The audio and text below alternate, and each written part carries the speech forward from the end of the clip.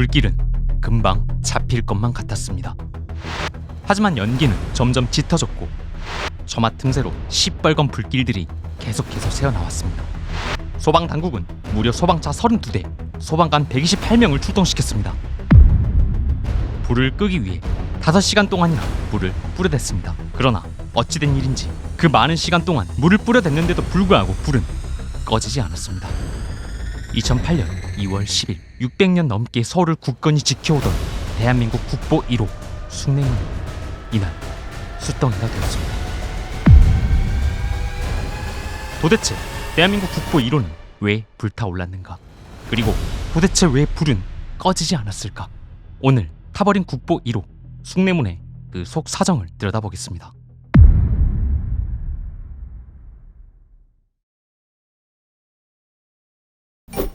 한 남자가 있습니다. 경기도 일산 신도시에 30평 정도의 땅을 가지고 있던 남자.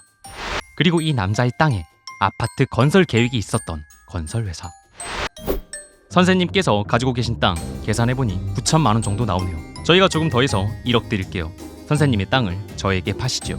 건설회사가 땅을 사기 위해 1억을 제안합니다. 무슨 1억이야? 4억 줘요 4억.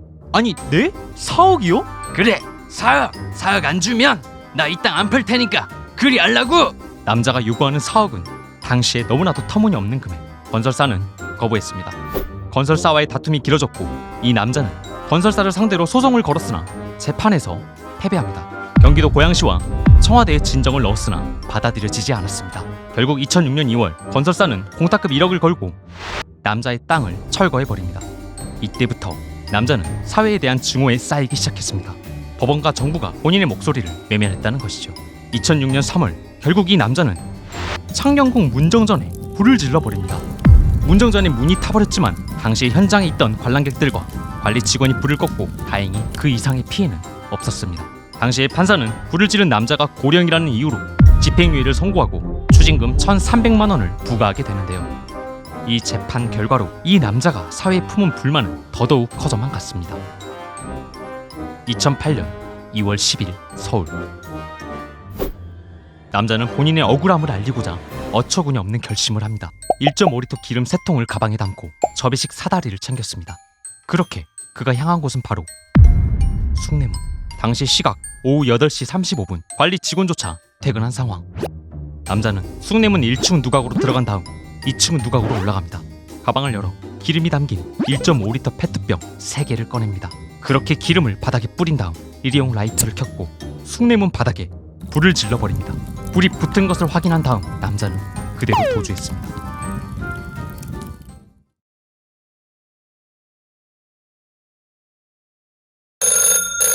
네, 119입니다. 지금 숭례문에 불이 난 것 같아요.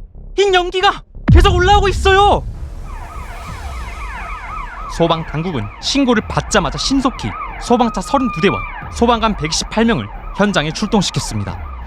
현장에 도착한 소방관들은 불을 끄기 위해 엄청난 양의 물을 뿌려댔습니다. 그런데 이상합니다. 지금 물 뿌린 지 얼마나 됐나? 3시간째입니다. 도대체 왜 아직 안 꺼지는 거야? 왜? 3시간 넘게 물을 쏟아붓고 있지만 불이 꺼지지 않습니다. 11시 50분 결국 소방관들이 지붕을 뜯어냅니다. 그러나 이미 늦은 걸까? 오히려 불길은 지붕 전체로 번집니다.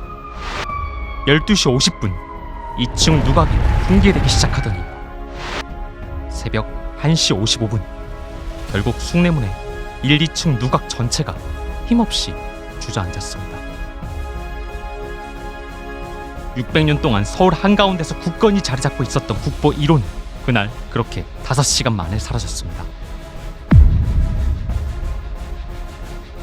그 처참한 모습에 국민들은 그저 할 말을 잃었습니다.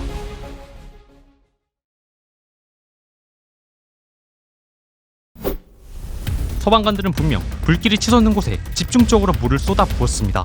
그럼에도 결코 불이 꺼지지 않았던 이유는 왜였을까? 바로 지붕이 물이 흐르지 않게끔 완전 방수 형태로 만들어져 있었던 것. 숭례문은 나무로 만들어진 건축물입니다.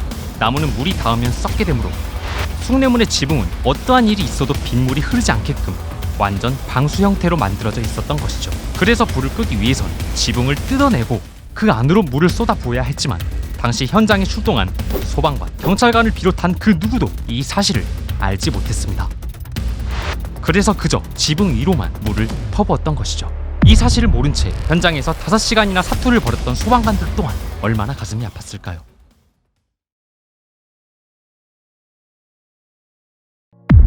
국보 1호를 방화시켰던 범인은 막말을 쏟아냈습니다. 내 잘못은 0.1%야. 인명피해도 없었잖아. 문화재는 복원하면 되는 거 아니야? 검사는 이 남자를 문화재보호법 위반, 징역 12년에 구형합니다. 숭례문은 우리나라 대표하는 문화재로서 국보 1호로 지정되며 우리 국민들의 높은 민족적 자긍심을 간직해 왔습니다. 이 상상할 수 없는 사건으로 지금 국민들은 충격과 수치심으로 큰 고통을 받고 있습니다. 피고인의 행동은 결코 용납할 수 없는 반사회적 범죄 행위입니다. 판결하겠습니다. 피고인에게 징역 10년을 선고합니다. 그는 결국 징역 10년을 확정받았습니다.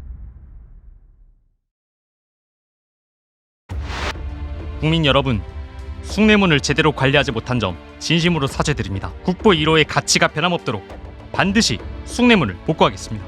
그렇게 숭례문의 복구가 시작됐습니다. 그러나 숭례문은 복구되는 과정에서도 크고 작은 논란이 있었습니다. 복구 공사를 맡았던 단청장이 값싼 화학 제품을 사용하여 공사 대금 6억 원을 빼돌린 혐의가 발견되었고, 복원에 써달라고 기증된 소나무를 대목장이 빼돌린 의혹도 드러났습니다. 벽화에 그려진 용이 너무 현실성이 없다는 비난이 나오기도 했고, 복구되고 난 후에는 좌우 성각이 심한 비대칭이라 위용이 사라졌다는 지적도 나왔습니다. 여러 논란을 뒤로하고 2013년 다시 위용을 드러낸 우리의 국보 1호. 큰 아픔이 있었지만 그럼에도 불구하고 숭례문이 가지고 있는 가치와 명성은 여전히 빛나고 있습니다. 다시는 어처구니 없게 소중한 것을 잃지 않기를 바라면서 오늘 준비한 인사이드 스토리는 여기까지입니다. 영상이 마음에 드셨다면 구독과 좋아요를 눌러주세요. 늘 여러분이 궁금해할 속 사정을 치밀하게 들여다보겠습니다.